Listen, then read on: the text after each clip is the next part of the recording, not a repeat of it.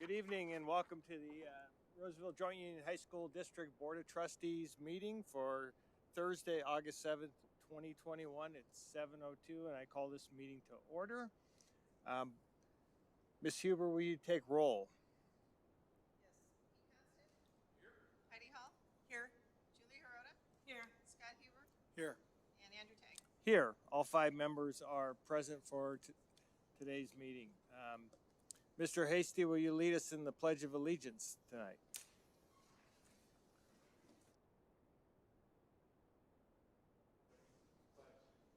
All right.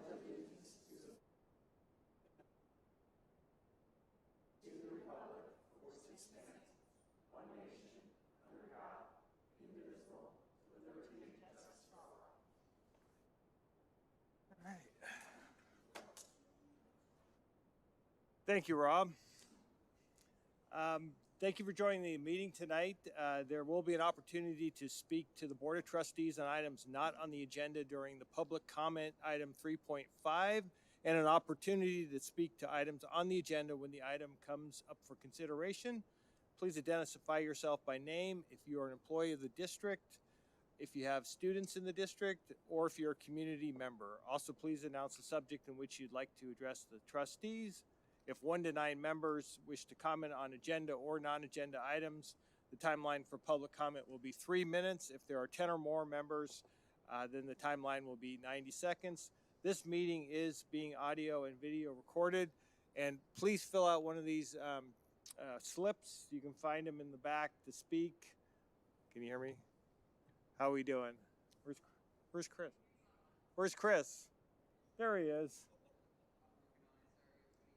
I'll just speak up really loud then until we get going.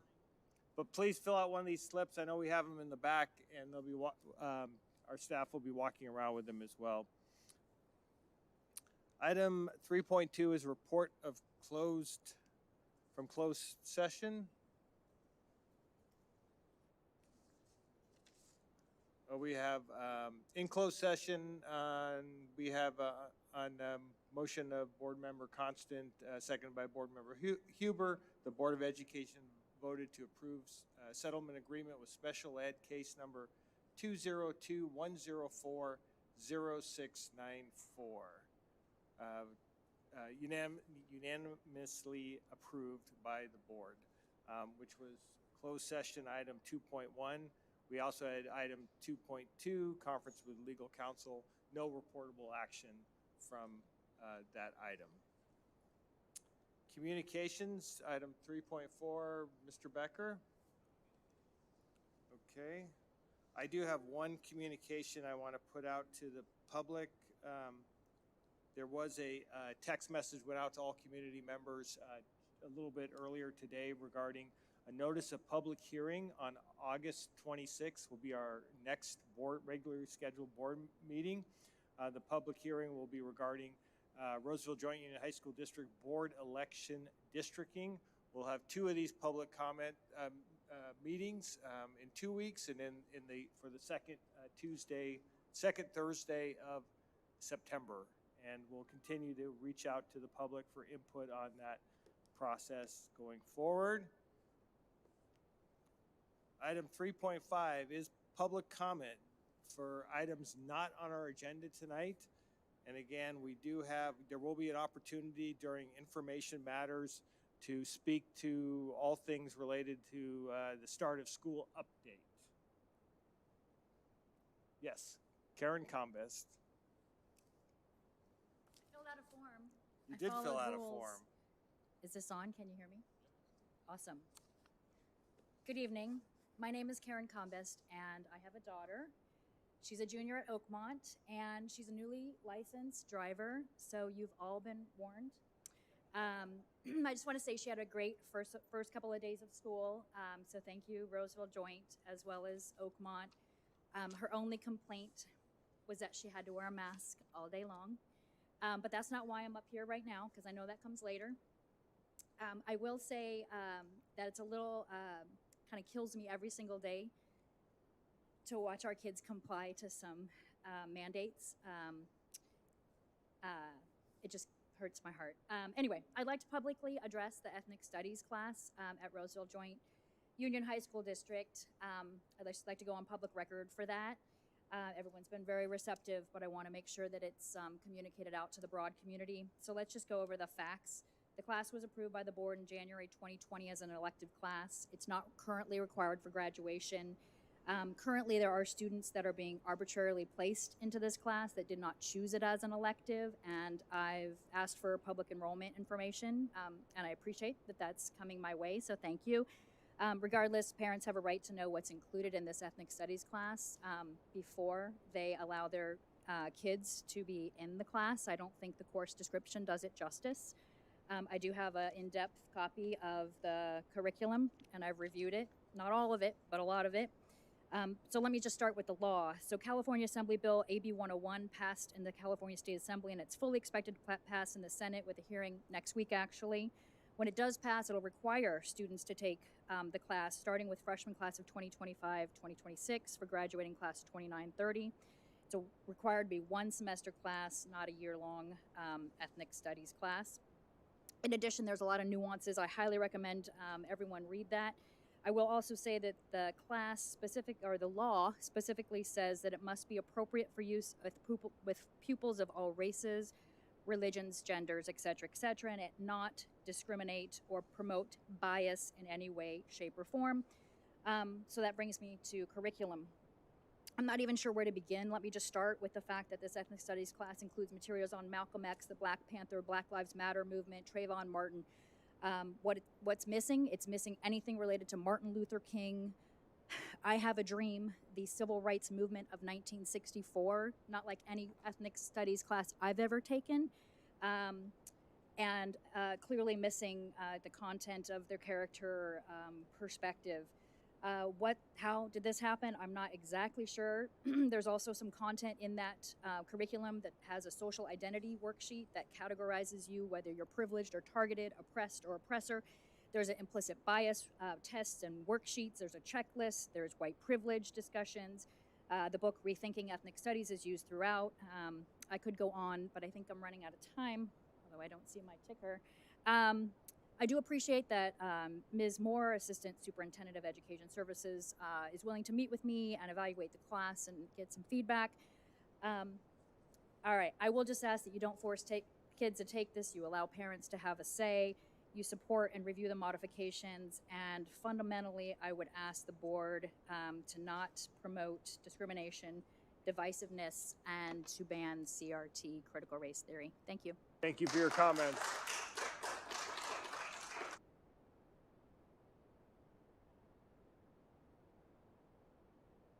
Okay.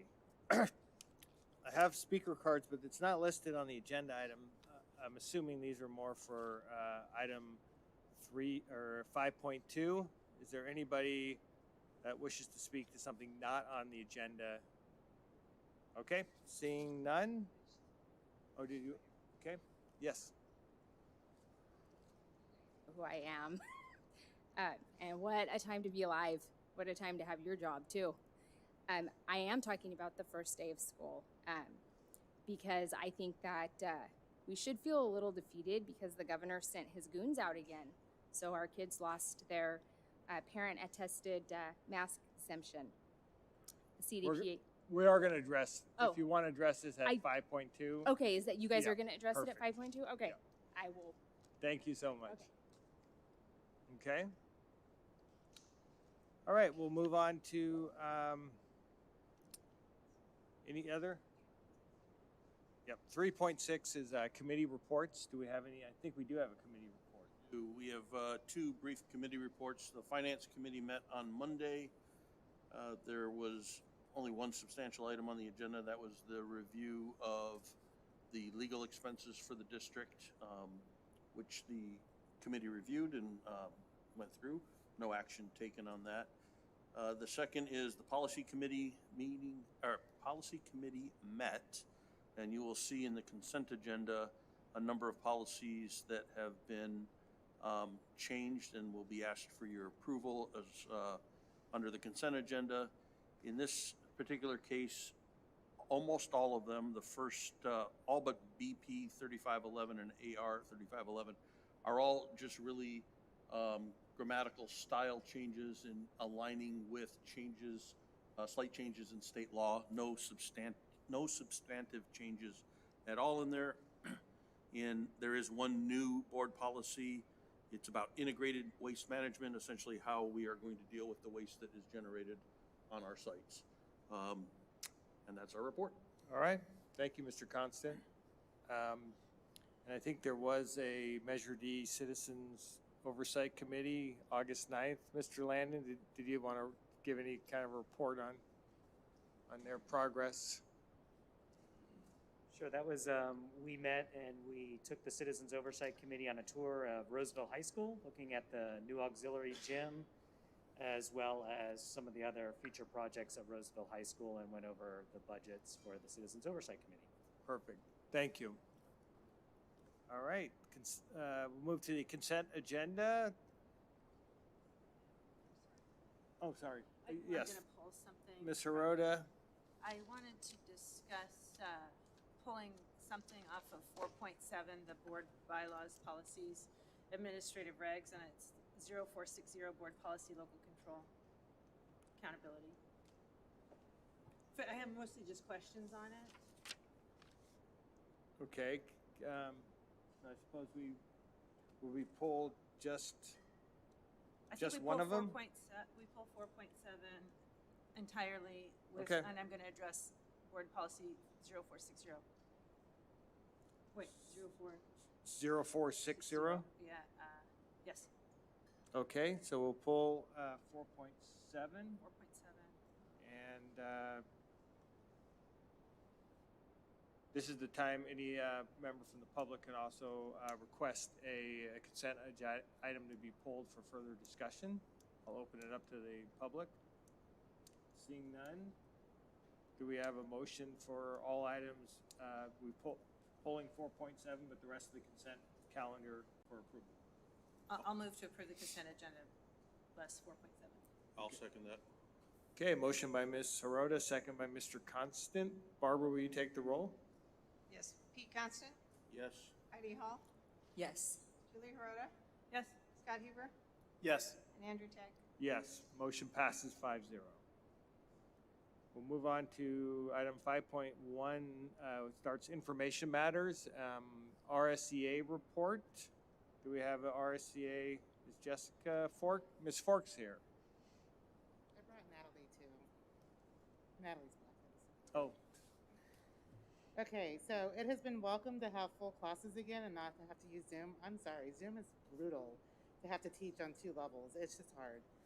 So this has helped me remember just how hard last year was on me and my fellow teachers. Even my students, for the most part, were really glad to be back in my classroom. It was amazing.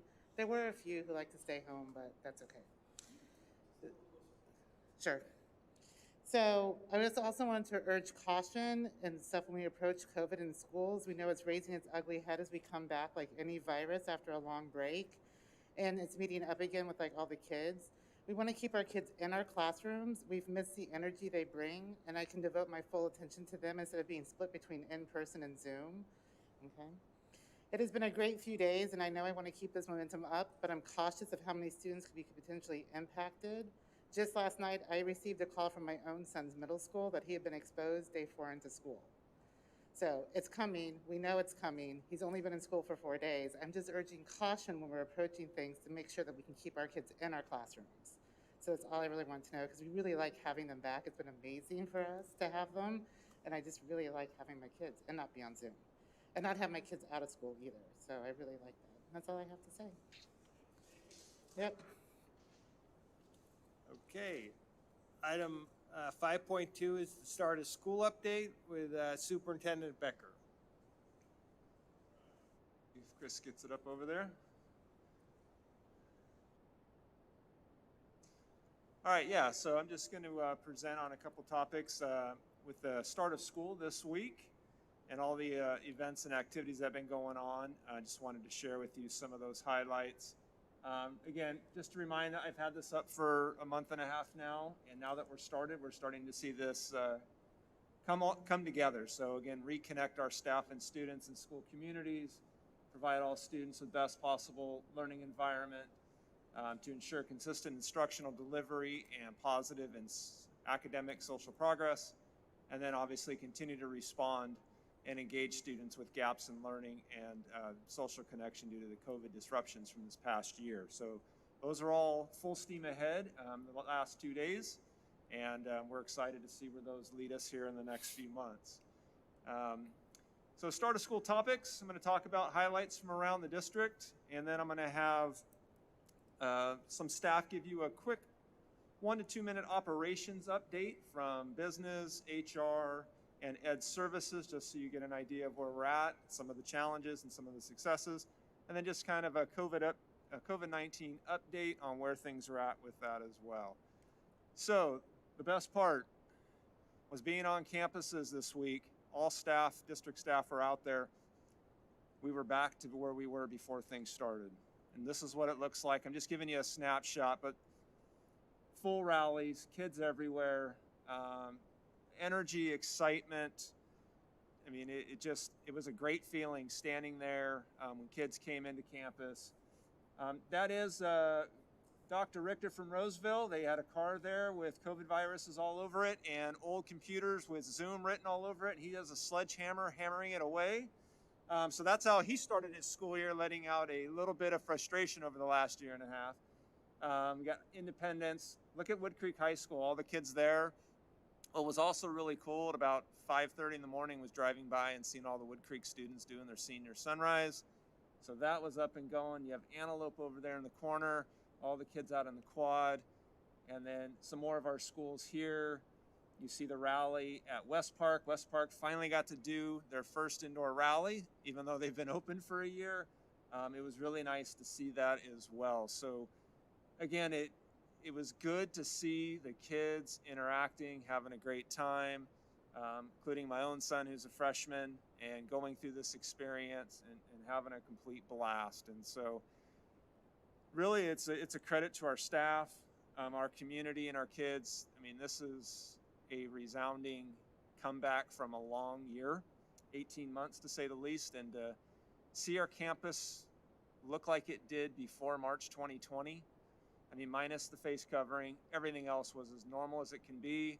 We have Friday night football games coming up next week. We have band competitions coming, cheer competitions coming, performing arts will be coming. We have dances that are going on this week and next week. And again, it's great to see the kids interacting. It's what we do. It's what we've been working for. And again, thank you to all the staff and our community for making this happen. All right, district operations. We'll go ahead and start with Ed Services. Thank you, Mr. Becker. In addition to participating in all the fun activities that he shared, I'm going to take this off while speaking. We have been planning meetings and designing how we're going to best support our teachers in subject areas and curricular meetings. So we just got done with a half-day meeting today with our Ed Services team. We have a great group of folks dedicated to serving our district. And we're also scheduling meetings with our partners, including our dual enrollment partners. We had a meeting this week, and we have one next week with Sierra College. And our partner districts, our feeder districts, we'll be meeting with each of them as well to align our work. It's really nice to be talking about instruction and focused on learning for our students, and that's where our heart is in serving our district in that area. Thank you.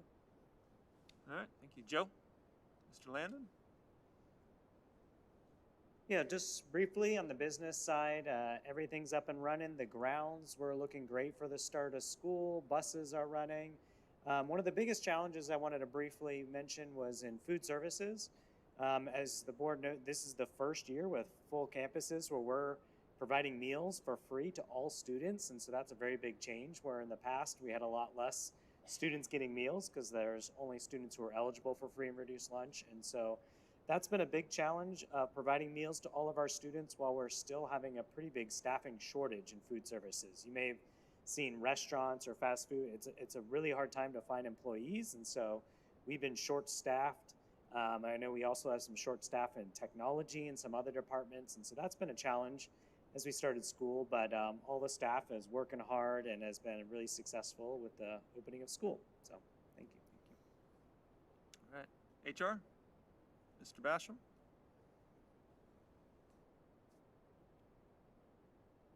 As you guys saw at the opening day kickoff that we had, we hired 100 new staff members. And so we spent some time with orientation. We partnered with Ed Services, and so we all got together with all of our new staff. That was a lot of excitement. We hired some really dynamic staff members, so we're looking forward to that. And it's fantastic that they actually get to be with students in the classroom. If you look at last year, that's almost another 100 staff members that we hired. So it's 200 staff members that for the first time are really working and engaging closely with our students. So we're excited about that. At the same time, we also have a few challenges. We've had some staff members, and Rob will talk about that in a minute, that unfortunately have had to start at home, and we're kind of working through that and have to start with a few substitutes. And that's another challenge, is finding qualified subs. So that's a challenge countywide, and Rob is going to bring up an item about increasing pay for our substitute teachers so that we can try to bring them up to speed. The last thing is, as you know, yesterday we learned that we have a new order in terms of verifying the vaccination status of our employees or having testing in place. As we discussed, we know that that does not need to be fully in place until October 15th. That gives us some time. So one of our first steps is to survey our staff to see where we're at. We don't know what the vaccination status is, so then we'll have a better sense of how many employees may need to be tested. It also gives us an opportunity to sit down with both Rsea and CSEA and talk about the effect and the impacts that may have, and come up with a plan that is reasonable, and still make sure that we are following the guideline or the order that we need to. And it may change. We don't know yet. It may change between now and October 15th. So that's an update for HR, and I think Rob's up next to give you some numbers. Good evening. Thank you. First of all, the plan is to have our dashboard up and running for the community, our COVID dashboard that we had up last year. The plan will be to have that up Monday evening with any updated numbers. Obviously, there's not a lot to report at this point as far as cases, because we're only into day 2 here. But the positive pieces of where we're at right now is that we have the ability, as we've discussed, to use the modified quarantine process, along with the fact that students at the high school level are able to get vaccinated. So what we know will be a result of all of this is that we know we'll be able to keep kids in the seats longer, keep them in the classroom longer. And so that's obviously the goal and what we're shooting for. We have had 2 cases when it comes to, so I'll talk to you about the student pieces. There have been 2 cases that were reported today in the district, one at Oakmont and one at Roseville. There are quarantines, but the majority of those are quarantines that will fall under the modified quarantine, so kids will be staying in the classroom. And our sites are diligently working to work with those students that were impacted, as well as to communicate out to their families. When it comes to staff members, since mid-July, we've seen 22 positive cases, with 13 of those being folks that are fully vaccinated, so the breakthrough cases, we're seeing those for sure.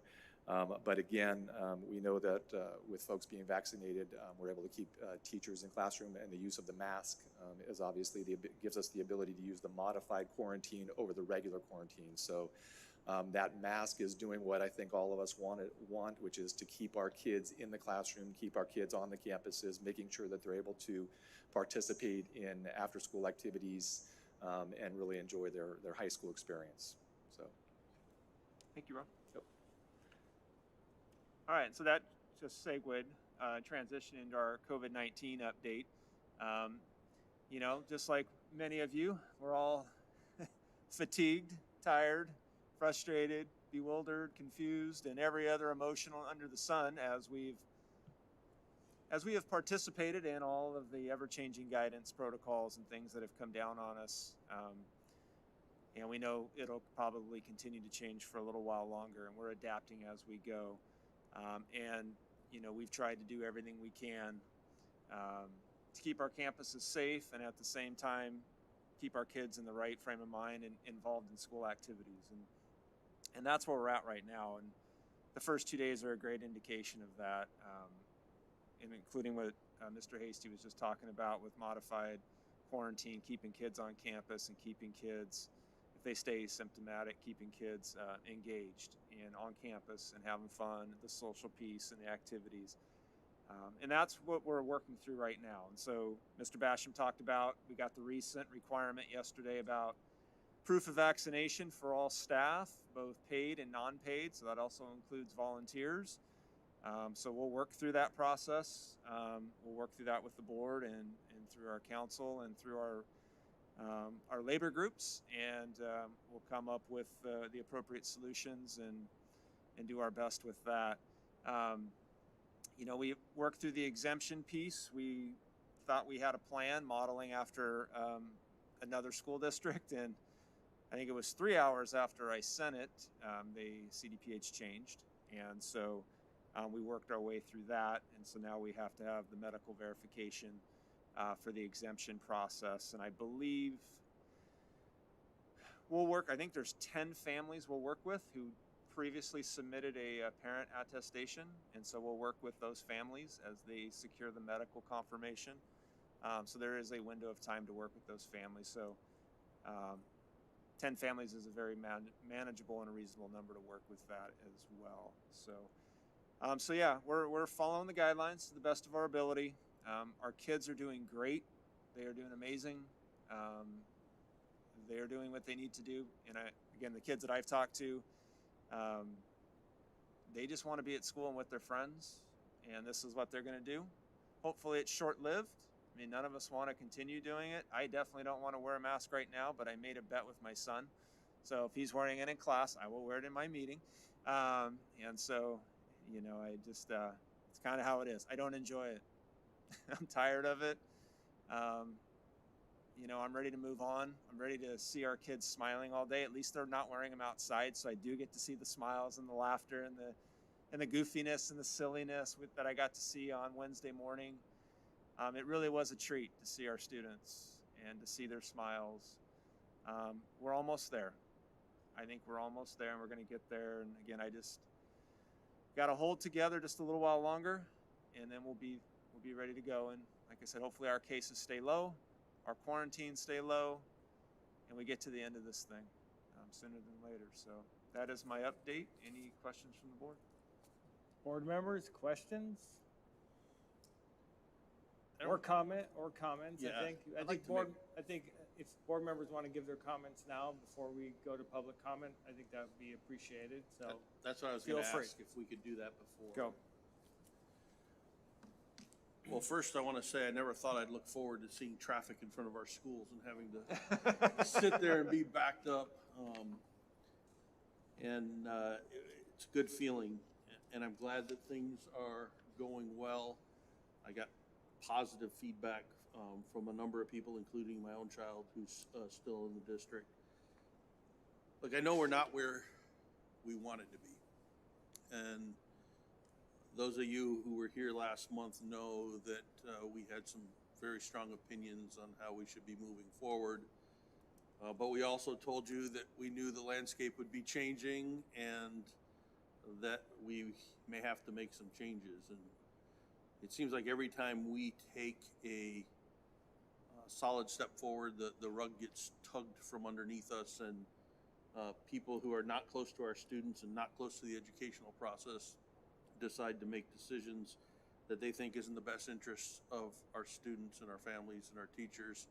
And quite frankly, they don't know what the heck they're talking about. So it's sad, but I just want you guys to know we're just as dismayed by the changes as you all are. You know, I really want to commend our staff on our school sites and the district office for being so darn flexible.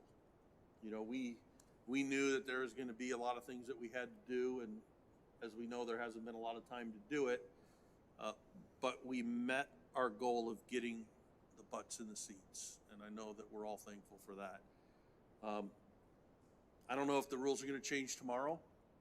I don't know if the rules are going to change next week, and I'm sure that rules are going to change on September 15th, but what I can guarantee you is that our staff is going to continue to make the changes that are in the best interest of the students. And it's unfortunate that we have the constraints that are put upon us, but you also have to believe in the rule of law. There's a lot of laws out there I don't agree with, but we're stuck following them. So just know we're commiserating with you, but we're also celebrating with you because we are making progress. So I just wanted to kind of let that out there.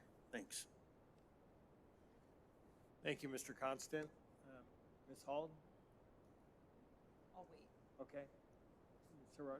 Oh, I just have a comment. I think the comment that I have to make is, first I wanted to thank the district for continuing to adapt and change and shift every moment that we needed everybody to get kids back in school again with the best learning environment that we absolutely could do under the conditions that we're under. And I also just wanted to share with our families, our students, that I, for one, and I think I could probably speak for the board on this, is that we're committed to what's best for the kids, and we'll continue to push and adapt and push and adapt. And that's what I think we have to keep doing, is we push as best as we can, we get some information back, and then we all have to adapt. So, and with those adaptations, we're threading a needle very finely, as I think that term was put. So I continue to commit to that, and I probably speak for the board as well on that. So, but I want to thank everyone at RJUHSD for the wonderful job that they're doing and the commitment that they have to their jobs and to our kids. So thank you. Thank you, Ms. Hirota. Mr. Heber? I do have a couple of questions. We hired 100 people last year and 100 people this year, just shy of 100. Is that mostly because of a new school being open and we've added another grade, or? It's a combination of just natural from retirements, as well as others who have moved on, some promotions, as well as the opening of West Park High School, all of those things. The year before you just mentioned, the last two, the year before that, how many do we hire, ballpark? We typically are in the 60, 70 Okay. range. Yeah, so it's not uncommon. Okay. Yeah. Thanks. I just want to echo the comments that my colleagues have made about the flexibility of staff, and I think most of us that sit on this board real advocates for local control, and that we should be the ones making the decisions. We should be the ones analyzing the data based on what's happening here, and we don't get the ability to do that. I won't get too political, but I did find it hugely ironic that the president mentioned that he lamented that a governor was overriding local school boards. And now he was, of course, referring to Florida, but I thought, wow, isn't that amazing? I wonder if our governor is listening, because he's overriding local school boards. And I mean, I've got the quote here. I find it interesting that some of the very people who are saying that, who hold government positions, are the people who are threatening that if a school teacher asks a student if they've been vaccinated, or if a principal says that everyone in my school should wear a mask, or if the school board votes for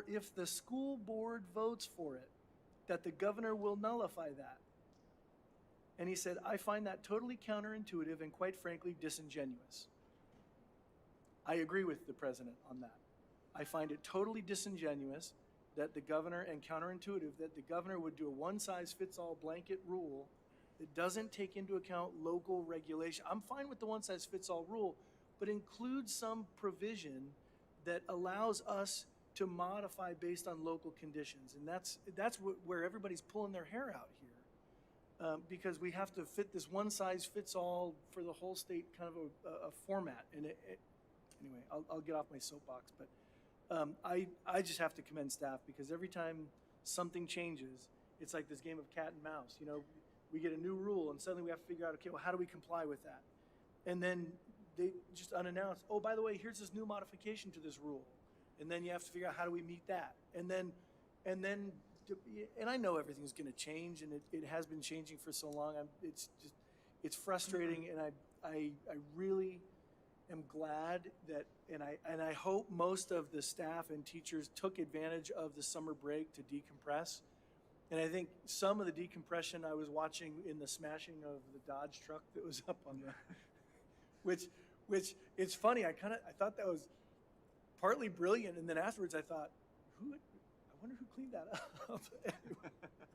Anyway, I thought that was, again, you got to get that out and get it out of your system and decompress. And I am glad that we're all back. I will say this candidly. On Wednesday morning, yesterday morning, I was on a flight and I got to watch the sunrise. And I actually got a tear in my eye when I thought, man, we have seniors that are at senior sunrise right now. Such a small thing. But last year they didn't get that.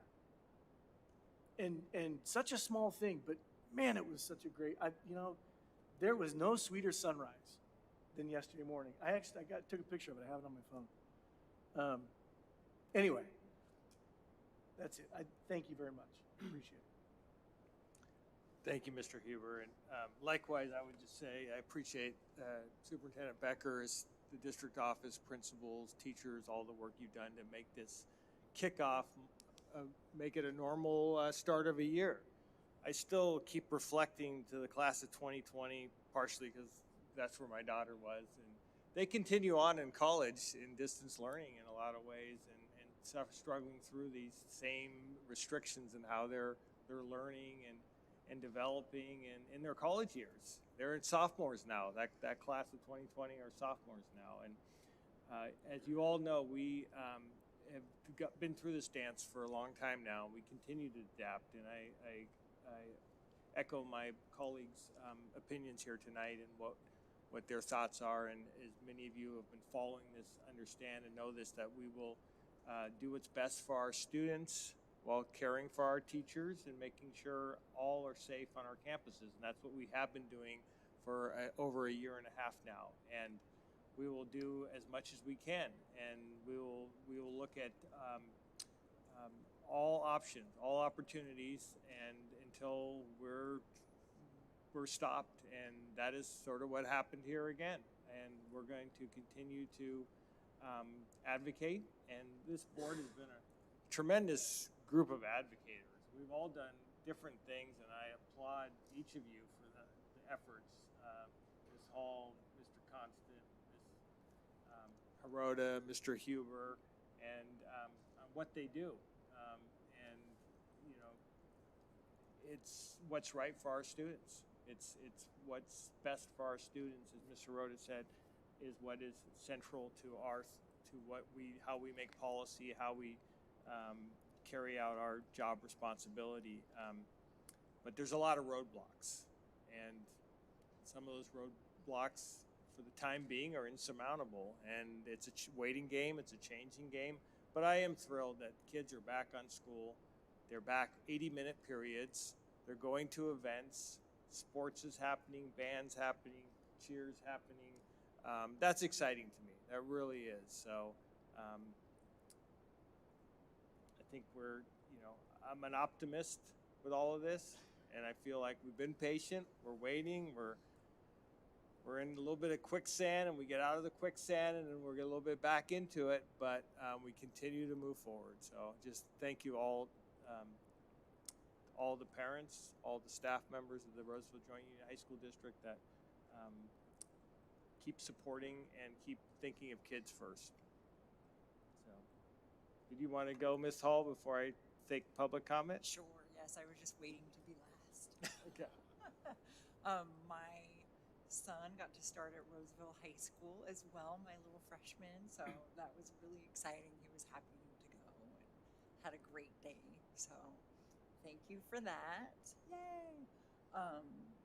In my own kids going back to school, though, I had a strange moment. I was also trying not to cry. Scott and I have been trying not to cry this week, I guess.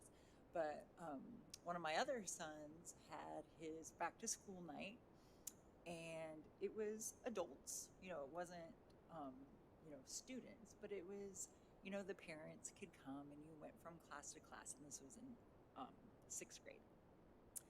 And what struck me is that I would, and I'm not gonna lie, I was counting. I was counting what percentage of people were masked versus not, because it just was so striking to me that here I am in a classroom with adults who all have the choice to be vaccinated or not, who all have the choice to mask or not.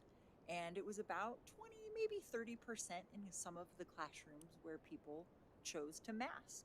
And that was great, much like the room that we're in tonight. Some of you are masked, some of you aren't, and that's great. Everyone's fine with everyone's ability to choose and have that choice.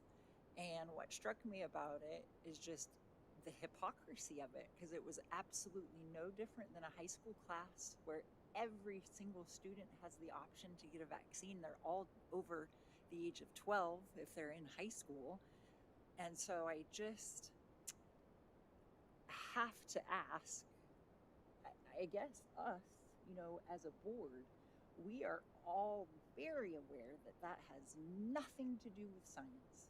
There is no science at all that says this group can choose and our high school students cannot, right? We all acknowledge there's no science in that mandate.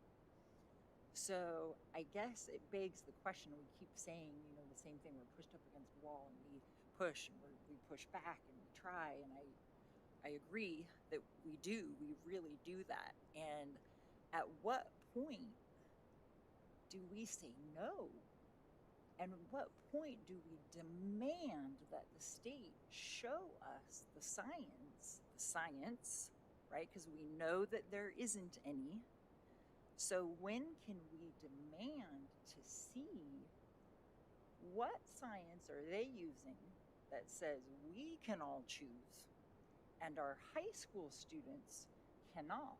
And the other thing I would like to ask from the state or from the board, I know we sent that letter. I know the county has sent 4 letters. The state never responds. So why do we bend over backwards to accommodate and acclimate when they don't even give us the time of day to respond to one single request that we have for information? Furthermore, I have a packet of studies that show that children wearing masks isn't safe. So, and I've already asked the state, I've emailed CDPH, please show us the studies that prove that masking children long-term is safe. They don't have it. It does not exist. So I don't know. I just feel like we are compliant to the hypocrisy. I feel like we are compliant to, we say, and I agree with you, Andrew, I'm not disagreeing with you, but we say we have the children's best interest in mind, and we do, but we don't really act like we do. I feel like we try to, but we're pushed up against this wall, and we ask legal, and we ask insurance, and I straight up asked, like, what's going to happen? Am I going to go to jail? Tell me, what is the worst case scenario? And I believe the answer was that I would go to jail. So, but I guess just to tell you that is what we're up against. And it's not that we don't ask or try or advocate, but I feel like as a community, as a district, as a county, we have to decide at what's the next thing that the state is going to throw at us that we're just going to say, well, okay, I happen to think that's mandated vaccines for students. I think we all see that that's what's coming. He said as much, the governor said as much. So then what? And we just kind of, okay, well, this is what we have to do. And I just don't believe that it is. I don't believe that we have to just sit here and take it. I believe that we have to, as a county, as a board, I I know we mentioned perhaps being able to join on to the lawsuit that Orange County is pursuing. So that's it.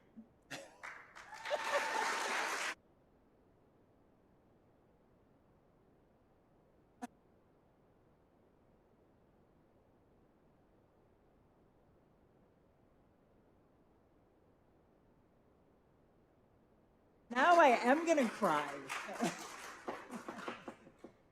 So I want to, are you finished? Because Yes, I just, I'm done. this isn't an action item, and I think we probably need to talk about whether it comes as an action, and we, because it's information right now, but, we talked about legal intimidation, right? We talked about insurance intimidation, we've heard about cost, and we've heard about threats of going to jail, right? I think are kind of the four main things.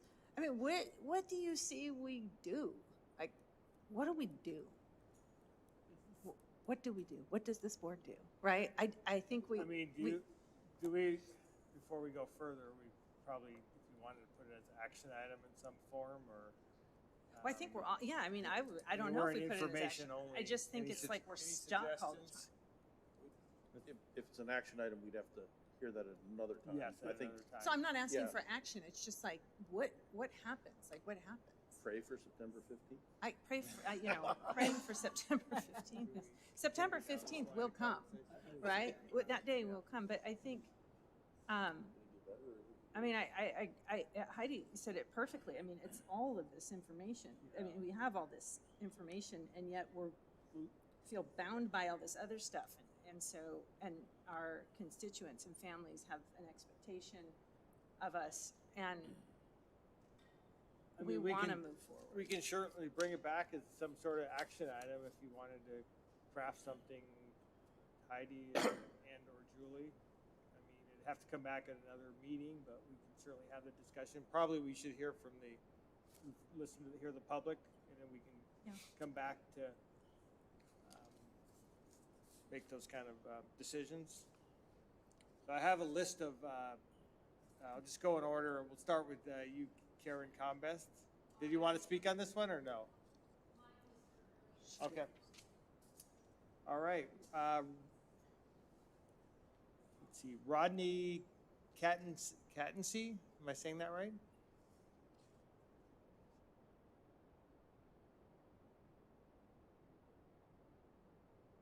Rodney, going once. Okay. Jeremy Thomas.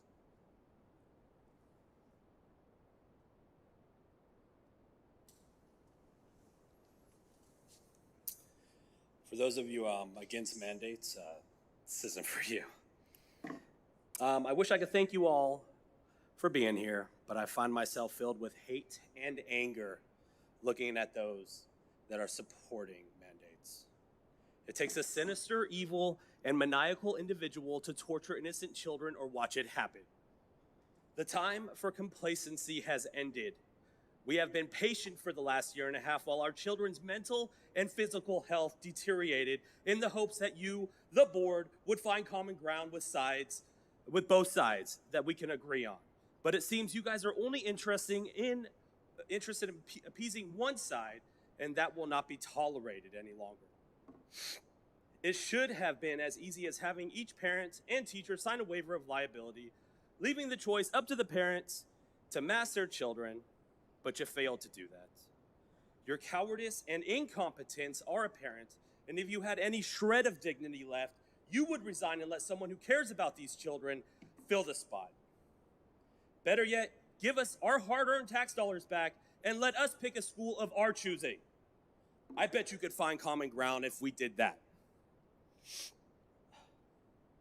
Let me get to the elephant in the room, because regardless of what you think, forced inoculations are coming to our children. Fighting against this is a hill I am willing to die on, and know that I am not alone in feeling this way. This experimental injection doesn't work. I could give you papers on studies and links that prove this, but you guys never care about the facts, only about the narrative the politically driven CDC pushes. Forget that Israel and Iceland, who are over 90% vaccinated, are experiencing spikes in COVID-19 cases right now. Forget that more than half of all severe COVID cases in Israel are vaccinated individuals, as per the Ministry of Health. Forget that it's the vaccinated folks who are causing the variants as well as spreading them. You don't care about any of that, though. You don't care about our children. You only care about covering your own butt and following the guidance of corrupt institutions like CDPH. There's a special place waiting for each and every one of you in the afterlife, and that place isn't in heaven.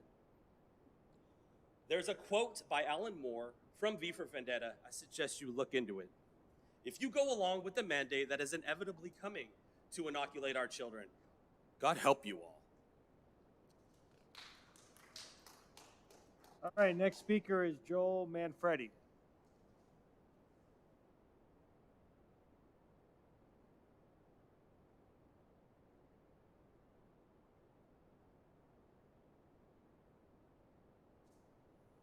Good evening. My name is Joel Manfredi. This is my 5th year teaching English at Wood Creek High School. I've been a baseball coach every year here, and I'm currently the varsity baseball coach, and I absolutely love this school. I'm a lifelong Californian, as is my wife, and we currently had our 3rd child in May to join my other 2 small children.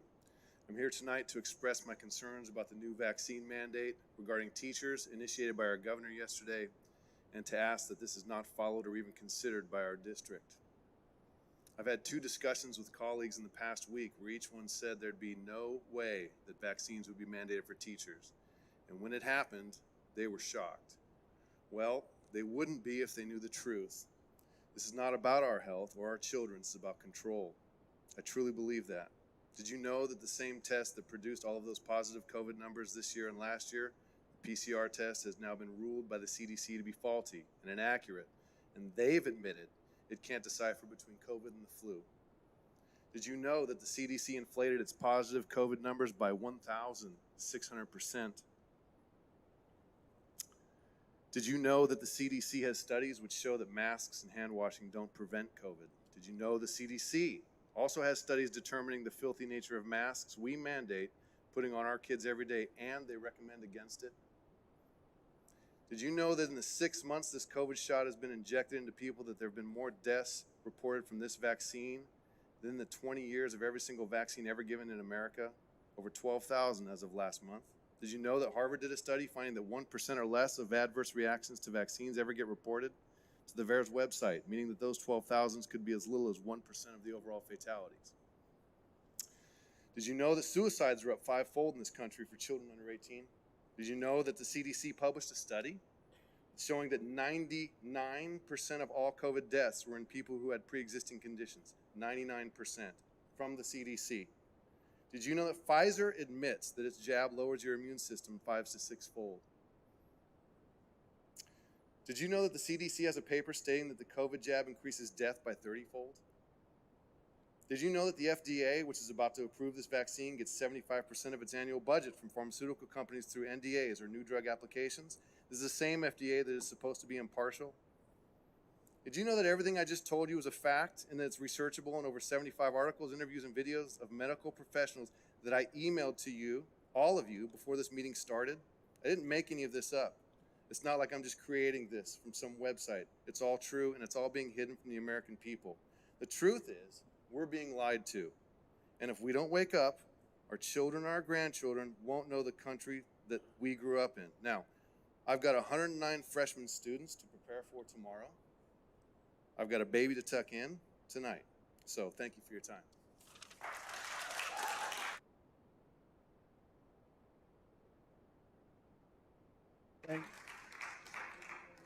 Andrew, can I just? I Yes, know go ahead. normally don't do this, but Joel, I just want to mention 2 things. One, thank you for sending us that information. You've got access to your bargaining unit. Talk to your colleagues. You guys, the CTA can bring an action to stop that. Your colleagues can bring an action to stop that.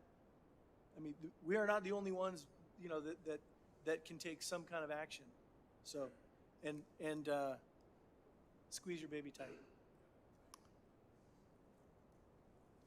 Nicole Young. Hi, guys. Hello. So I don't want your job ever. Never. And I want to echo what Coach Manfredi said and also what Heidi said. the mask is a segue for vaccine mandates for our children. Because of legislation drawn up in 2019, we no longer have the choice to refuse those vaccinations for our children. And we're being treated right now by the CDPH like little peons they can crush under their thumbs. And when I became a mother 22 years ago, I didn't realize that I would be slaying dragons while I was raising my kids. And I'm asking you as a board to stand in the gap with me and help me slay those dragons that are coming for my children. Because like Mr. Manfredi said, if we allow this atrocity to go on, if we lose bodily autonomy and we teach our children that the state or the government has final say in what is injected into their body to hold a job, to travel, to gain entrance into venues, to gain entrance in, to get an education, what kind of America are we leaving for our children? I don't know what you can do without going to jail. But I do know, as a mother, I will have no other choice but to pull my child out of the system along with probably 70% of all parents. We should have the same opportunities to have our taxpayers go to educating our children. We shouldn't have to go underground. We shouldn't have to hide our kids from the state. My sister had a baby a few months ago, and I told her, don't get that baby a birth certificate. Do not let the state know you had a child, because they will own your baby. And I don't want that. I don't want that for your grandchildren, and I don't want that for your children. But we're at a precipice right now to where if we agree to these mandates, we're walking down a very dangerous road. And again, I thank you for your support. I do feel like you guys have been very supportive to us parents, listening to us, taking our questions, and speaking back to us. You've made yourself very available to us, and I want to applaud that and thank you for that. But I'm asking you again to please help me stand in that gap with my children. Thank you. Thank you. Thank you, Nicole. Michelle Derby.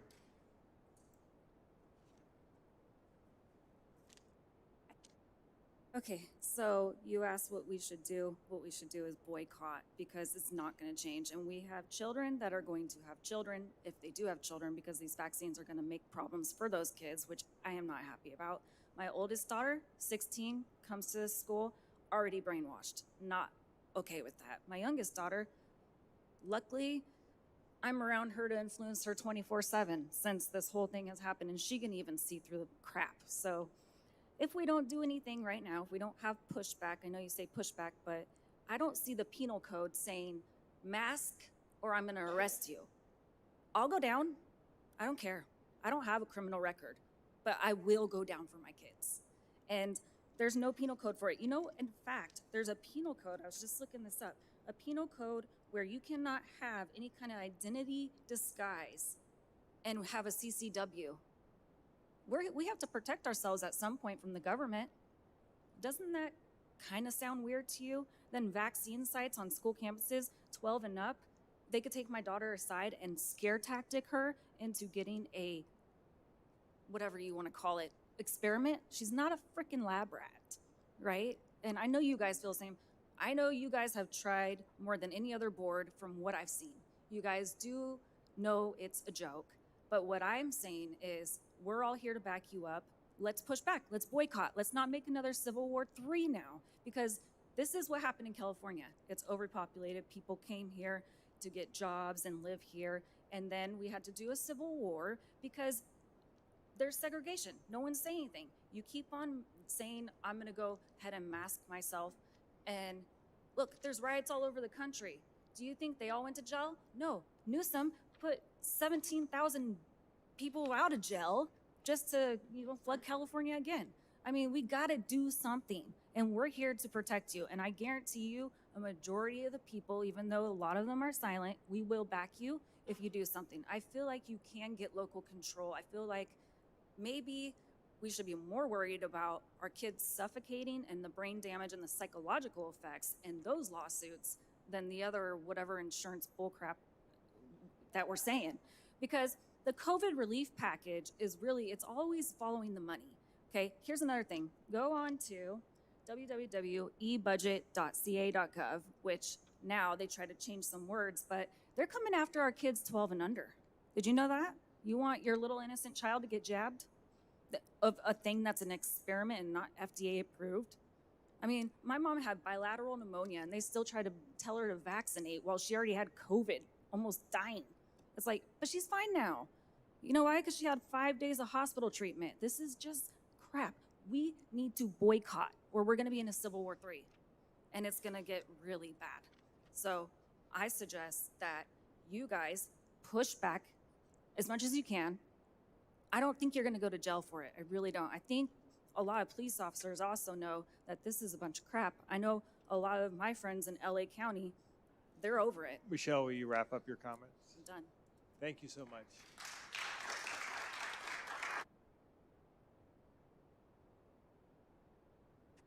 And the last speaker is Gretchen Botts.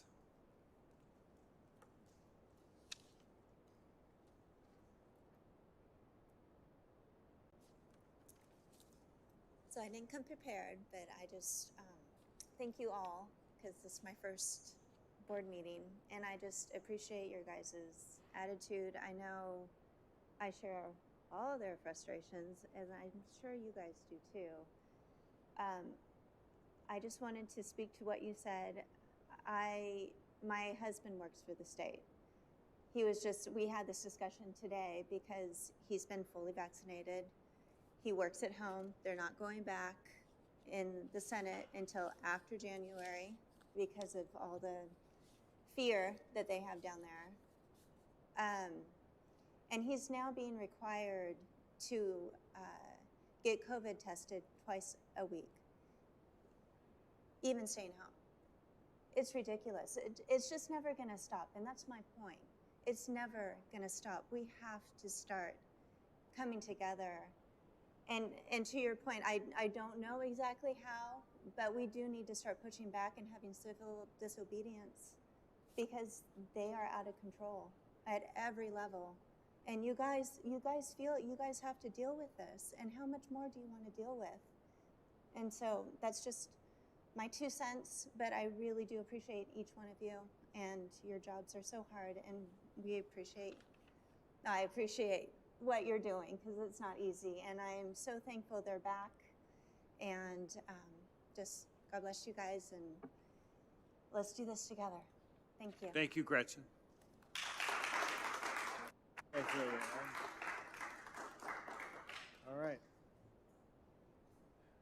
Oh, yes. Come on up. We are trying to, from going forward, trying to get our little slips filled out. That's all right. This is the first time doing it, so.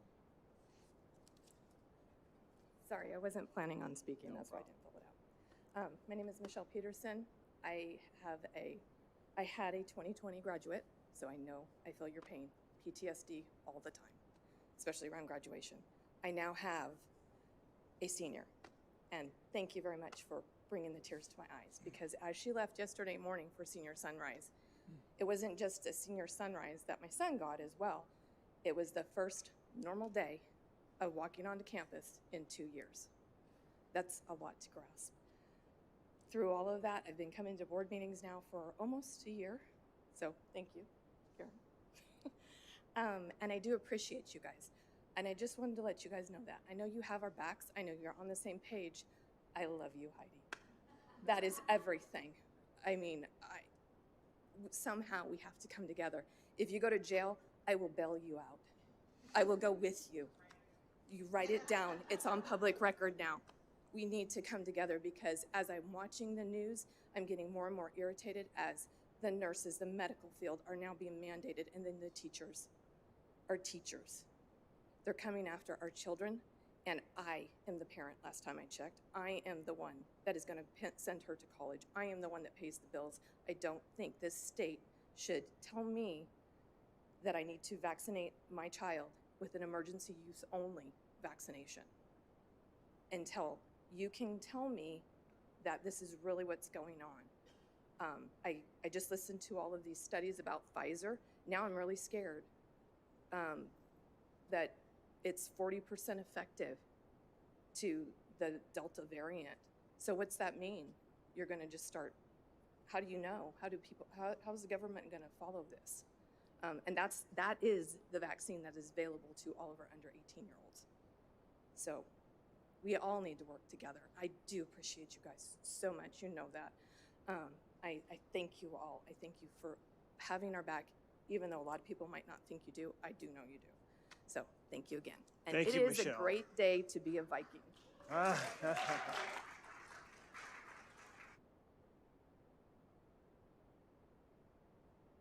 Well, that was a nice way to end it. Thank you, Michelle. Appreciate it. Board members, any final comments before we move on? Is that a nodding of a yes? Yeah. Okay. Mr. Constant? Well, thanks to everyone for taking the time to come and speak, and I think we all put our positions out pretty clearly. Just want to remind everyone, in California, we're supposed to provide a free and public education. It's our state constitution, and it seems like a lot of these rules are being put in place to get us to not provide a free and public education.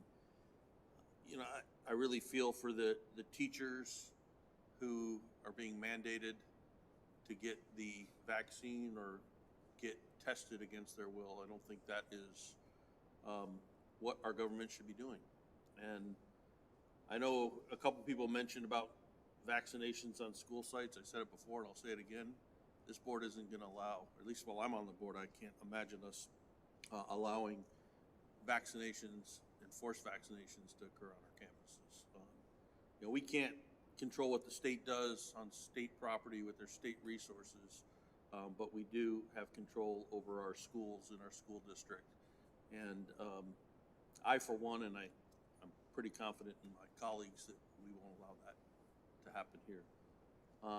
Other than that, we kind of strayed from the original topic. John, our superintendent, great job getting the schools open. All of our principals who are here, great job getting those schools open.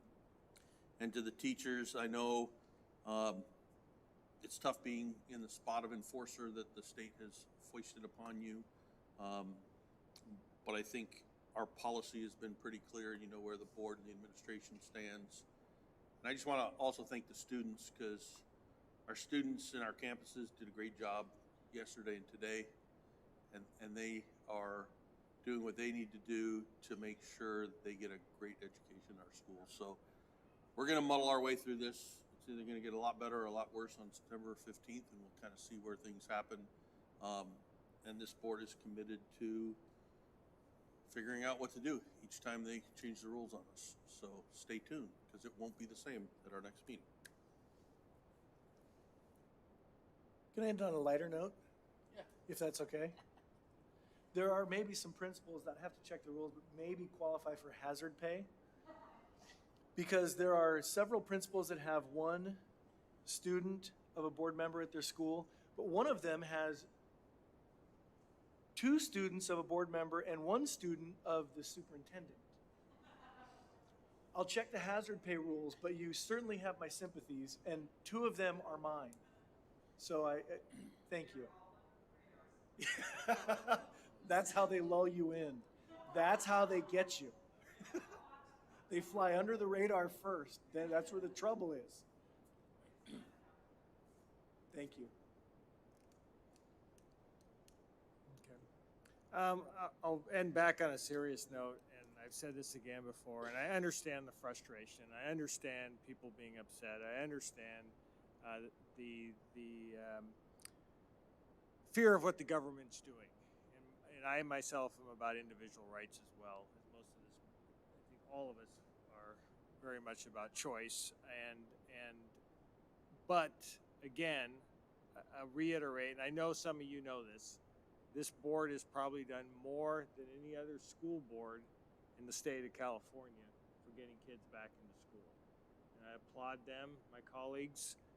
This district has probably done more than any other school district in this state to get kids back into the classroom. and it takes a lot of work, dedication. I hear the request for more from one of our colleagues, and I respect and appreciate her commitment to that, and I applaud it. And she's as good an advocate out there as any of us for what she stands and believes in. And I'm open, and as we've talked about this in the past, I think there are certain battles that you have to choose to draw a line in the sand. And I think this board will draw that line in the sand when that battle comes to us. Whether it's masks right now, I don't know if that's the battle to be of all battles right now. But there are ones coming, and I am concerned, and I appreciate those concerns. None of us would vote for vaccinations on campuses of kids. That is a personal choice. I know every one of my colleagues believes that, and we would not allow that. But there are more things that can be done, and I'm certainly open to that discussion going forward with my colleagues in future meetings as we go forward. Sorry. That's all had to I say. would like to maybe have a standing item as an action item about next steps. I don't know what we would call it, but it would be action steps the board may take regarding COVID response or something, in terms of what Heidi had mentioned about the data, about the science, about when do we say, no, this is enough, or how does this board represent the district and moving forward in that regard? Let's see.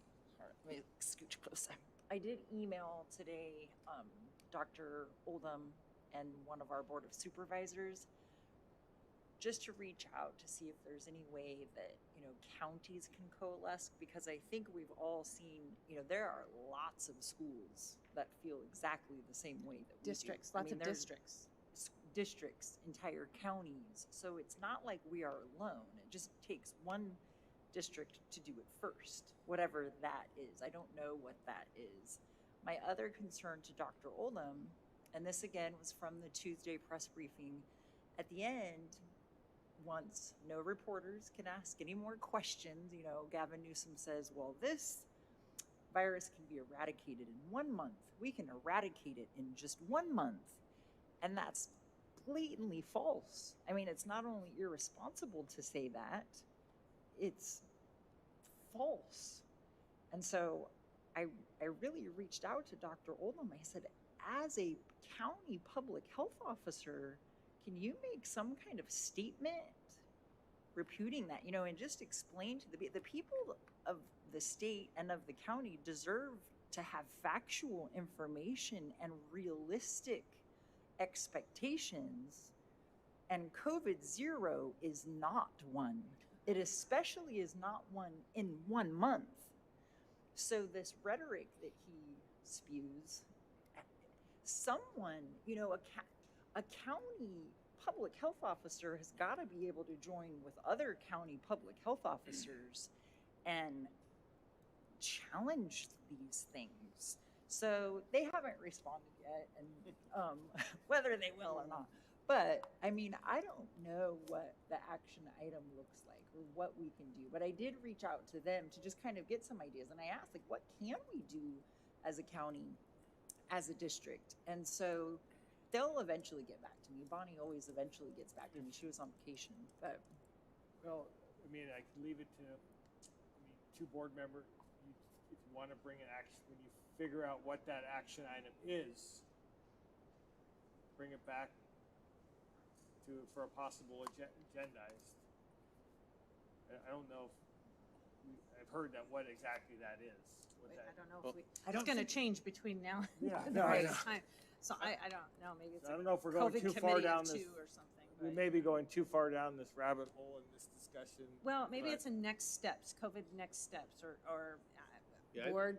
I think there's a way that we can work with the superintendent to have an action agenda item that the wording indicates response to COVID, I think we can do that. So one or two of us might want to band together and get together with the superintendent, come up with that action language. I would voluntold Scott to potentially be one of the two. But I think there's ways to make it work, and we can have it as a standing item. Unless you disagree, Scott. No, I actually do agree. The standard for an agenda item is that it must be sufficiently described enough. Typically, it even says typically 20 words or less to give sufficient notice to the public that if they're interested in that item, that they can show up. That's the standard. That's not a hard standard to meet. So I think we can certainly do that. We don't have to provide any backup material. Well, we can if there is backup material, but we don't have to if there isn't any. And so we can have that as a standing item. We can craft something we can make something work. Maybe pending COVID response, pending CDPH response about COVID. We can do something. We can figure something out. All right, you want to? And thanks for voluntelling me. Voluntold, yes. You're voluntold. Go forth and conquer. Who wants to work with Scott on that? Julie or Heidi? No, I think Heidi's got a lot of Okay. the data and is already working with Heidi, supervisors. you work with Scott on that. Okay. Please. Okay, awesome. All right, on to, we'll take up the consent item we pulled off, item 4.7, which is the board policies. Approve updated board bylaws, policies, and administrative regulations. Ms. Hirota, you pulled it off? Yeah, or- so I'd like to draw your attention to, or just I have some questions, I guess, and I'd like us to talk about some more definition around board policy 0460, which is local control and accountability plan. One of the items, or one of the additions or edits on, where did it go?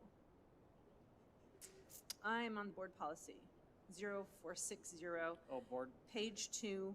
Public review and input at the bottom of page 2. The board shall establish a parent advisory committee to review and comment on the LCAP. So it's that piece, committee shall be composed of majority of parents and guardians, and then there's another piece that includes English learners, and the board shall establish an English learner parent advisory committee. I don't know how this has been done in the past. I don't feel like as a board member I've been involved in identifying or establishing a parent advisory. I feel like it just kind of has existed based on What page are you? What page I'm sorry. 2. Okay. Toward the on- bottom? Yep. Yeah, can we pull Okay. this up? Can Yeah. we pull, are you able to pull that up? Sorry. It's the board policy, agenda item 4.7, was it 4.7, Andrew? Yeah. 4.7. Agenda item 4.7, board policy 0460, the bottom of page 2. You have to have the full agenda. Yeah.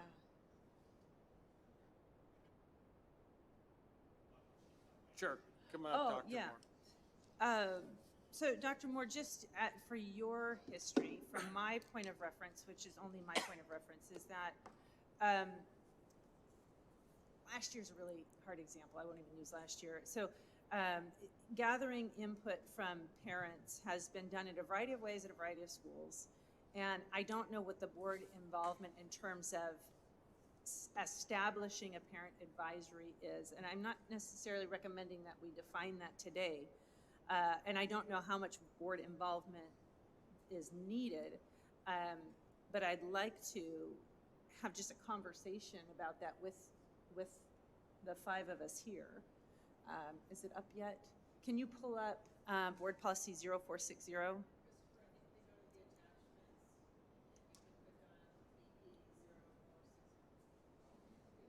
No, No, you from were that there. same You were page. there. You were there. That's it. Oh, he had it. Huh? He had it. Yeah. Sorry. I just thought it'd be easier if he pulled it up so everybody can see what I'm talking about. Thank you. Yeah, that's great. Page 2, bottom of page 2. There you go. Public review and input. Public review and input. There you go. So here we have the board shall establish a parent advisory committee to review the comment on the LCAP. And then under, well, the next added section, whenever district enrollment includes at least 15% English learners, which I don't know, are we 15%? Not yet. Not yet. Okay, so we will be However, there. we do both. You And do so, both. so what typically happens is that the board establishes this by policy. So we're updating the policy to refer to what we already do in practice because that is our requirement. And so your policy essentially authorizes the establishment of this. And I'd be happy to bring back to you, we've been actually working on revising and enhancing this practice. Given our reflections on the last couple of years, we know we can strengthen this, and that's one of our plans to do so. So I'll be happy to bring that back to you and kind of share with you what that plan is in progress. So the Parent Advisory Committee can look a couple of ways. You can have a joint committee, but notice it has to be a majority of parents and guardians or family members to give that input. And the English learner component we do through our DLAC, our District English Learner Advisory Committee. So that is in place where that DLAC group already reviews and comments on the LCAP and has opportunities for input throughout the year as a district-wide. As you mentioned, our sites have these meetings with their staff and their parents and community, so we're getting that input feeding up. But one of the things that we would like to do this year is enhance the district-wide parent advisory, just to have a more global involvement from that, and that's something that we have in the works right now. Okay. Yeah, and I'm not suggesting that we pick anything. It's just to be informed of what the parent advisory looks like, how many participants there have been or there is or whatever that may be, how the information is being collected from those and how we're keeping parents' voice, really recruiting parents' voice on this piece because parents are really interested and they need a lot of time and reminders because of all the information that comes out from the school district and the multiple things that their kids are involved in. They need a lot of, time also to prepare to come to something like this and understanding what an agenda might look like and why we want their input. I know we've done surveys, electronic surveys, but that dialogue I think is really important. So I would Agreed. look to you to say, this is what we think the parent advisory should be and this is how we're going to implement it, and then just involving us in that regard. I look for you guys' input on that as well, but it's new, but it's not new. I think we can probably make sure that it's a really strong component of how we're doing the LCAP vetting. And Agreed. We can certainly strengthen this. yeah, thank you. That's all I wanted to bring it up for, to have that conversation. So thanks for the information. Dr. Thank you. Should we have? We've established a committee, parent advisory, but we don't place any in that. I don't suggest we do that. I think it's it goes towards the sites to do that. But I think it would be important to really be intentional on how we reach out to parents to create good advisory or to create greater input. I don't remember what the LCAP input looked like this last year. I know that when we redid it again, there was greater input, and last year is a hard year to look at. And again, sometimes there's a lot of parent participation, sometimes there's less. Some sites do it differently than others, but how do we do it so we maximize the parent advisory piece and the English learner advisory piece? Would there be a benefit for us to having for the board to have a representative that we might appoint to represent, in effect, to represent the board as a parent? That would give us a closer, like a delegated. Yeah, it would give us a closer tie to that process as well. I think that is not a bad idea. It sort of comes to us, and to have that engagement throughout the entire process might be useful, sort of like commissions and boards that city council point to. I don't know. I think that's a great idea. I think the execution is on staff would be. Yeah, and Dr. Moore will be bringing back, she's got a full plan they're working on that shows the entire start to finish process of all the different input processes that are required. And so when she brings that back, that would be a good opportunity for you guys to go, where would I want to jump on Yeah. at what point during this process. And any of you could jump in at any time. But when she brings that back, and that way you guys would be able to see it in its totality, Yeah. and then you'd be able to know where to jump in, so to speak. Because I agree with Julie that this, especially with everything that's going on now, LCAP is so important to this board and our district that for us to sort of be engaged at, in my words, sort of later in the game, if we can be involved throughout the process, I think it'll give us a better understanding, us more input. Well, our role as board members is the governance of this piece. So how well we want it done is part of our provision, right? Sounds like Dr. Moore is working on a lot of that. And then the last piece to that is how this lines up with our visioning and with the board's visioning and with the board's direction, which has been off for the last couple of years again because of COVID. But so the timing of those pieces are pretty important, which I think we'll chip away at over the next couple of months. Okay.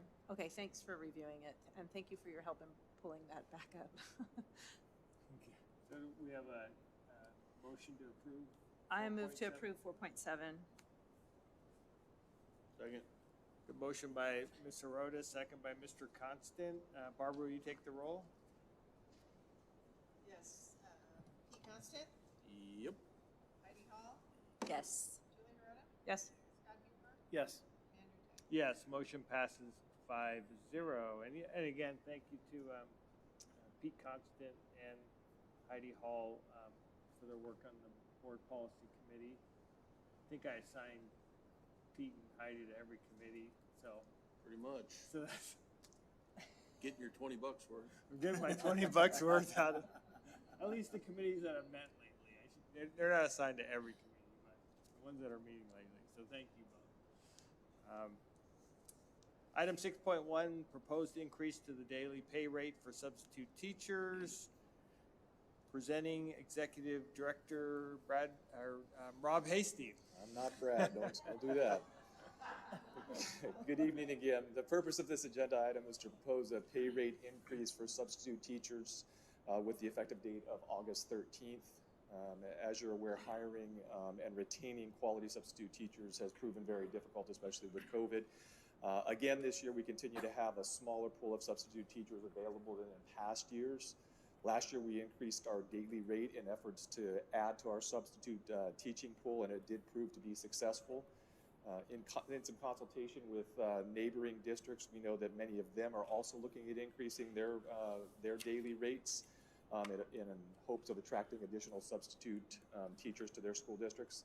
After looking at the rate comparison for our neighboring districts, we believe that $15 pay raise increase as reflected in the salary schedule 11 Exhibit A, we believe that would make us competitive and consistent with other school districts in the region, and staff recommends approval of the agenda item as reflected in your board packet. Board members, any questions? Ms. Hirota. I'm just curious if you're able to share what that is for Sac City, San Juan. If you know. Do you happen to know what those pay rates are for Sac City and San Juan? I don't know what they are for Okay. Sac City or San Juan. No. Okay.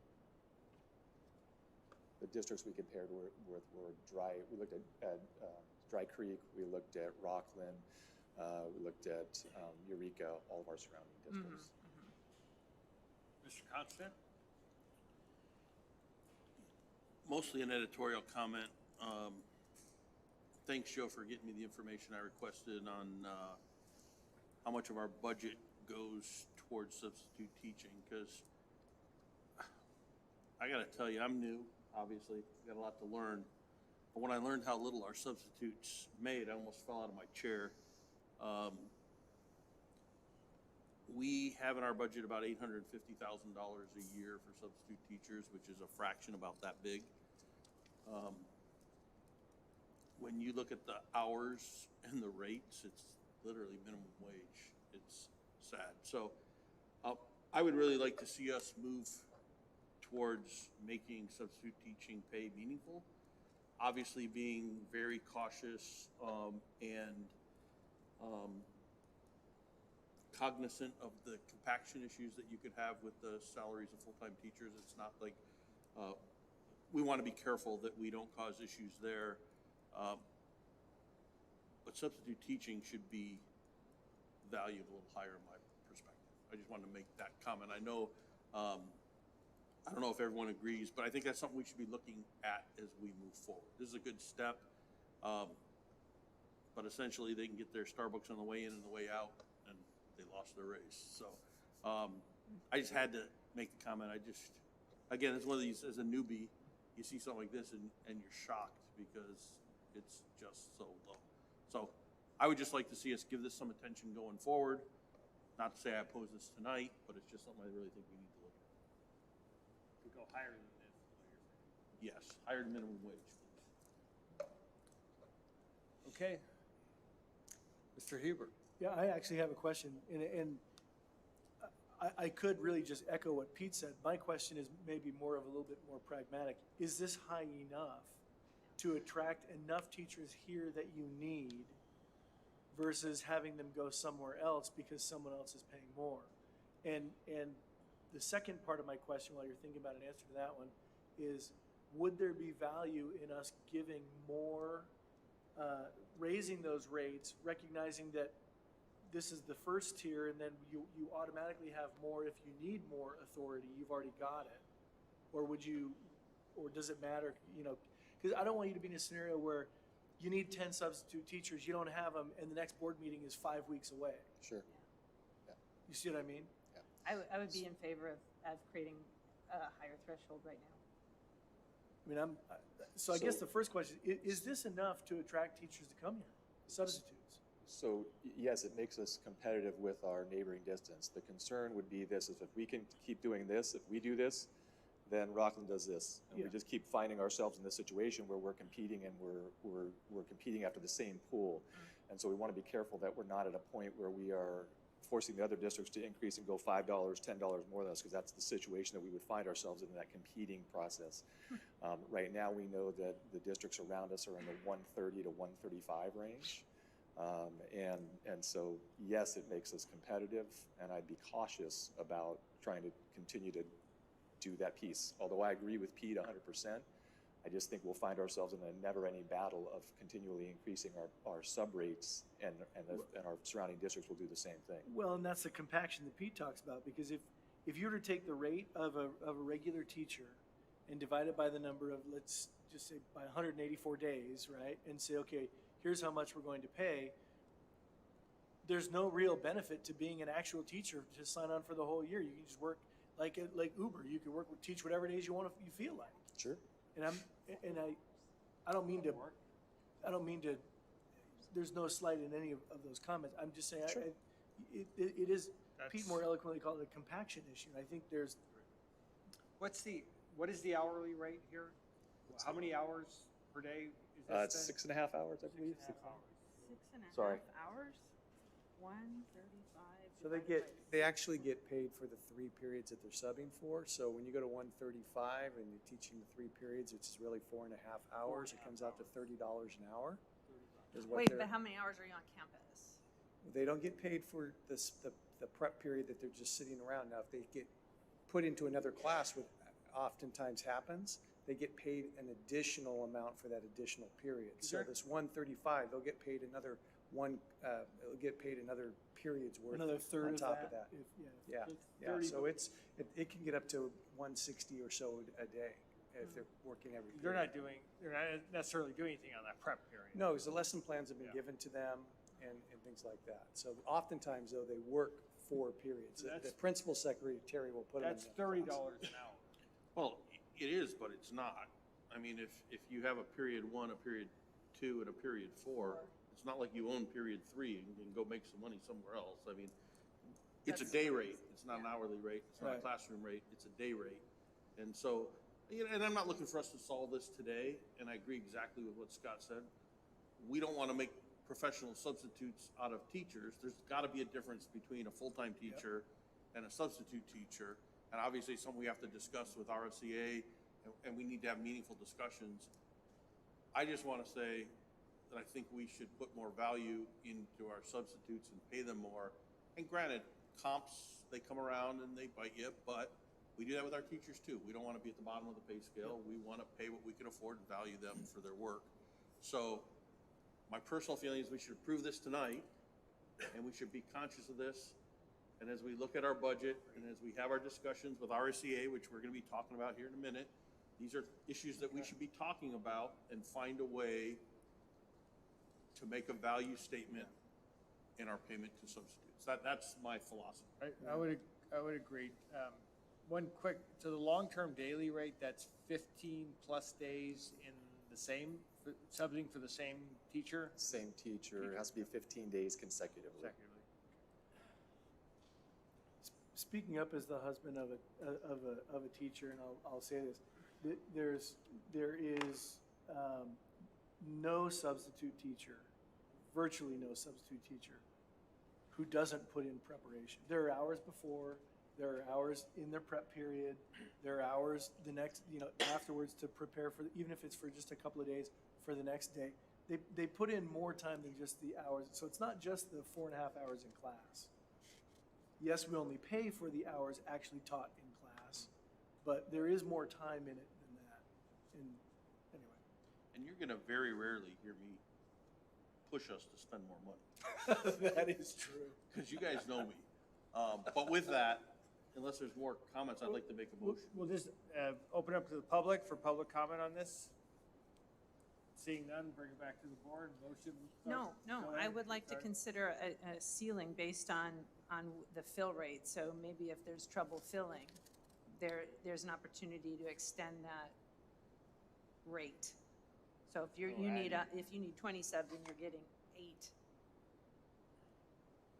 right? Oh, to add If you to- increase the salary, will you get 20? Okay, you want to give them Based on authority to supply do and that. demand. Yeah, I Okay. would like to, but Can we do Something that along in the the? lines of 150 or something like that? I don't have I would look for you to kind of make a What- recommendation maybe right now, but What if we utilize a model that some others utilize? And again, I just saw this the other day when I tried to get an Uber ride. There was, I think they called it Demand pricing. demand pricing. Yeah, and so we could say these are our prices, but we give authority for demand pricing up to an additional 15%, or an additional 10%, or an additional X number of dollars per category. I don't know. Okay. hiring is just so hard right now. It's I know. so hard. I don't know what it looks like for substitute teachers or a substitute pool. I know we were going through this at the end of last year, but it's hard. You want to amend the motion then? Well, I haven't made it yet. I hear what's being said and I agree. But I think I would like to have our staff a little bit more brain power into it and bring it back to us in the next meeting or two. I mean, I don't think we have to go a long time on it, but I would like to have you have the discussions with Rsea, and I'd like to make sure that as we're doing this, we're really looking at the compaction issues and things of that nature. Let me call Mr. Basham or Mr. Landon. What's your thoughts on this? We're trying to hire subs now, and right now we're paying 120. We would like to increase immediately because we are using substitutes right now. And then we can still bring something back if we see that there's a need. To delay the increase to 135, I think would be an issue. I'm not suggesting I don't think delay it. anyone's I'm just considering suggesting delaying the threshold. increase. No one is no one's considering delaying it. What we're considering is, do we amend this to add in more flexibility now above what is currently proposed? Let's just then go forward, and they Or- can bring it back in 2 weeks if another motion. Is that enough time? I mean, what about the next 2 weeks? How about, can I take a stab at a motion and see Go for if we agree? Yeah, go for it. I'd like to make a motion that we approve staff recommendations and direct staff to return at the earliest possible board meeting based on your time constraints and meeting with Rsea, meeting internally and figuring out where we can go to change these to where it meets the board's expectations that you've heard. That's the motion. I can second that. Okay. I'll second it. And I'll just make a comment. I'm even willing to, if you find you have holes that you need to fill and you can't fill them, I'm even willing to do a special meeting. Yeah, me too. Thank you. Oh, I thought you were going to say you were willing to substitute. I'm willing to have my wife substitute. No, not your wife, not your wife. She's credentialed. All right, we have a motion by Mr. No, Austin, the doors are gonna second be by locked, Ms. the locks will be Aroda. changed before I get home, I Yeah. guarantee it. Barbara, will you take the roll? Guaranteed. I'm sorry, I'm still used to the. All those in favor say aye. Yes. Aye. All opposed, say nay. The ayes have it. Motion passes 5-0. Thank you. Not Item- exactly how you planned that out, was it, Rob? Item No. six, item 6.2. Public hearing, district contract proposals to RSEA, Assistant Superintendent, Human Resources, Brad Basham. Yes, this item, the purpose of this item is to actually allow public comment on the contract proposals. This is what we call sunshining, to be negotiated between the district and RSEA, which is our teachers union. And once accepted, to refer that information to staff for contract negotiations. The district plans to sunshine Article 5, which is wages, and Article 6, health benefits, which is standard. But we'd also like to, we can open 2 additional articles. We plan on opening Article 7, hours of employment, and Article 11, the evaluation procedures. So at this time, it's appropriate for the board to ask for comments from the public on these contract proposals. Those comments should go into the notes, the board meeting minutes, and after that, any comments being made, the board should close the public hearing. And then once that happens, staff recommends that we approve the. Okay, we'll open the public hearing. Anyone from the public wish to comment on this item, 6.2? Seeing none, let's bring it back to the board. Motion to approve. Second. Okay, we have a motion and from Mr. Constant, a second by Mr. Huber. We'll close public comment. All those in favor say aye. Aye. Opposed, say nay. Ayes have it. Motion passes 5-0. Thank you. Item 6.3 is a public hearing, RSEA contract proposals to the district, again with Mr. Basham. Same process, a public hearing, or a public comment, I should say. And these are the articles being sunshined by RSEA. And RSEA would like to open Article 5, wages, Article 6, benefits, as well as Article 8, leaves, and Article 11, evaluations. Okay, open public comment. Anyone from the public wishing to comment on this? Seeing none, we'll close public comment and bring it back to the board. Motion to approve. Second. Motion by Mr. Constant, a second by Mr. Huber. All those in favor say aye. Aye. Yes. Opposed say nay. The ayes have it. Motion passes 5-0. Thank you. We Thank look you, forward Mr. to Rob. That's how it's done. sitting down with RCA and getting this done. Thank you. All right, thank you. All right, we'll move on to pending agendas. Items, a reminder again, August 26th, public hearing number 1 regarding board election districting. August 26th, 7 p.m. here at the Wood Creek campus. The second hearing, public hearing, will be on September 9th, again here in the Wood Creek campus. Again, the board will be going for the next election cycle to districts. Currently, we're at large, so trustee members will be elected from individual districts, and that's what we're taking a public hearing on the next 2 meetings. One other public agenda item, I wanted board members to check calendars. I'd like to suggest in 2 weeks, we're supposed to do our first superintendent evaluation. It's a little soon to be already evaluating Mr. Becker, and I think I would like to establish some criteria on what we're going to evaluate Mr. Becker on, and I'd like to see if we could do some sort of a workshop. I know the last Thursday is not a good one to do, right? Oh, for me, I Yes. can in August. Oh, you can. So In August. would everybody be possibly free for 2 weeks from tonight to meet at What's the date? 26. 26? Do we have a lot of other closed session items that day that we know? So we could maybe meet at 5:30 again, or 5? What It's do you already think? set up It's already set up for Wait, 5. that was the 26th. You can always It's start on my from- calendar. Okay, 5, yeah, okay, then we'll, instead of the actual evaluation, it's a workshop on setting the criteria for the evaluation, if that works for everybody. To have a discussion. Yeah, And good. Does that sound good? Yeah. And we'll kind of still, I know we've talked about having a retreat at some point. We're still working on that aspect, and maybe we can chat more about that in 2 weeks. But this will at least give us an idea of moving forward with the evaluation, what our goals as a board, having that discussion. So, okay. Next regularly scheduled Wait, meeting. I have Oh, pending sorry. agenda item. Oh, you do? I'm sorry. Yeah, go ahead. And this is just kind of as an update and a reminder, since we have new executive cabinet members as well as our new superintendent. This year, I don't even know what year it is anymore. In March of this year, I started asking for learning loss updates at all of our meetings. And so I'd like to put those on as a standing information item.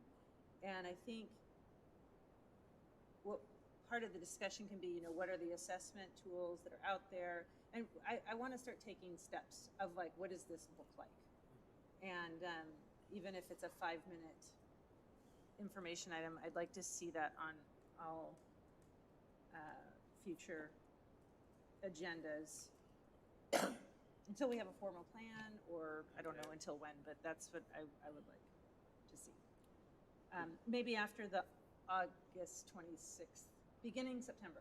How's that Beginning sound? in September? Beginning in September, yeah, because we'll have time to have met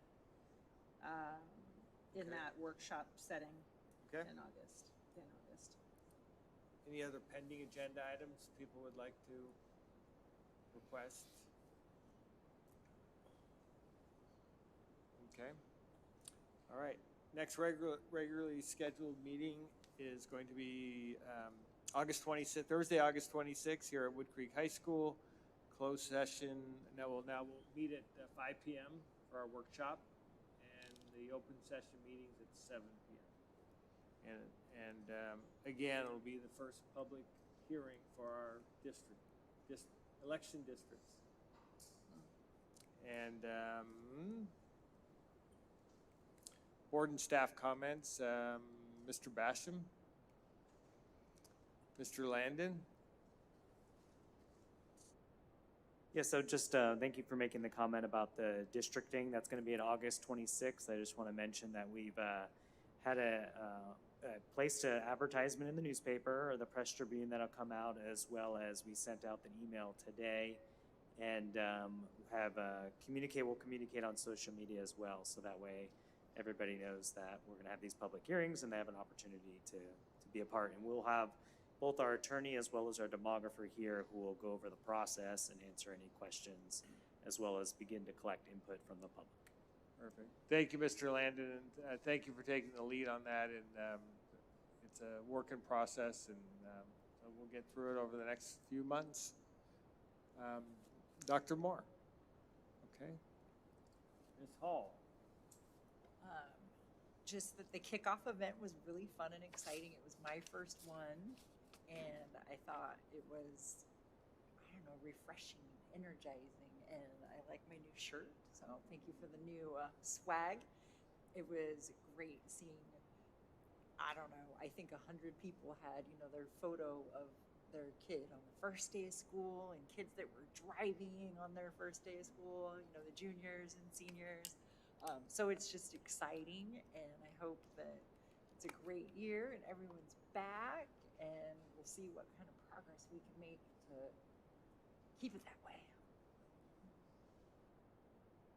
Constant. Well, it's before 10:30, so I can talk.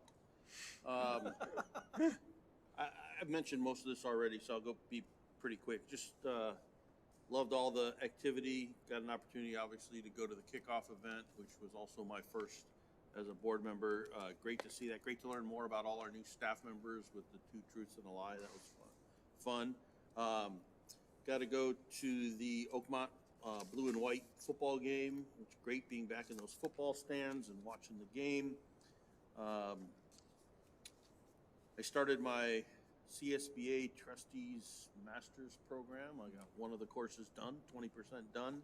with another one scheduled, I think next week maybe or something like that. Is that the Masters in Governance?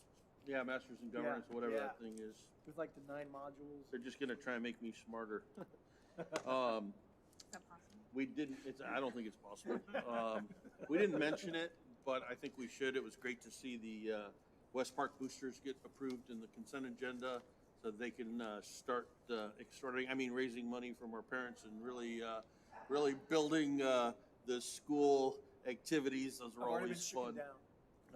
Everyone knows I'm kidding. I've been involved in these boosters for a long time. And the other thing, I know it's been mentioned multiple times, but this public hearing on the by-trustee area is very, very important. Most of you parents don't have any clue what we're talking about. So come back to the next meeting because there's going to be significant changes in how the elections for this board happen. Significant. And your input in this process is going to be critical. Other government agencies that have gone through this, some have done it really well, some have done it very bad. And so our goal is to do it very well. The only way we can do that very well is if we have all of you engaged in the process.